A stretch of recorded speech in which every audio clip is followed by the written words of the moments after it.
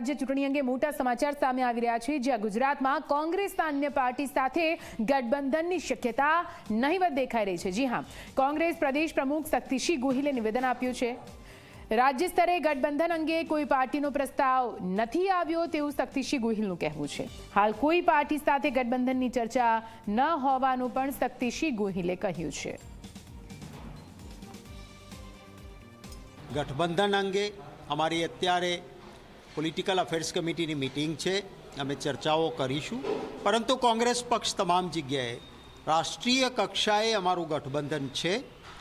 સ્થાનિક રીતે કોંગ્રેસ પક્ષ કોઈ સ્થાનિક રીતે કંઈ વાત આવશે તો જરૂર, પણ કોઈ રાજ્ય લેવલના ગઠબંધનની હાલ અમારા પાસે કોઈ પ્રપોઝલ ના કોઈ બીજી પાર્ટીની આવી છે કે ના અંગેની કોઈ ગઠબંધનની વિચારણા છે। તો આપણે જણાવી દઈએ, સ્થાનિક સ્વરાજ્યની ચૂંટણી માટે કોંગ્રેસની તૈયારીઓ પૂરજોશમાં ચાલી રહી છે। ગુજરાત કોંગ્રેસ પ્રભારી મુકુલ વાસનિક અમદાવાદમાં આવી પહોંચ્યા છે। પ્રદેશ કાર્યાલયે સ્થાનિક સ્વરાજ્યની ચૂંટણી અંગે બેઠકનું આયોજન કરવામાં આવ્યું। કોંગ્રેસની પોલિટિકલ અફેર્સ કમિટીની બેઠકમાં ચૂંટણી અંગે ચર્ચા થઈ છે। કોંગ્રેસ પ્રદેશ પ્રમુખ તેમજ પ્રદેશ પ્રભારીની બેઠકમાં હાજરી જોવા મળી। સ્થાનિક સ્વરાજ્યની ચૂંટણી માટેની રણનીતિની બેઠકમાં ચર્ચા કરાઈ છે।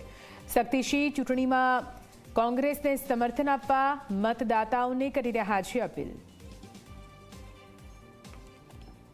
મારા વહાલા મતદાતાઓને વિનંતી કરીશ કે આવો કોંગ્રેસ પક્ષના ઉમેદવારોને મતો આપો।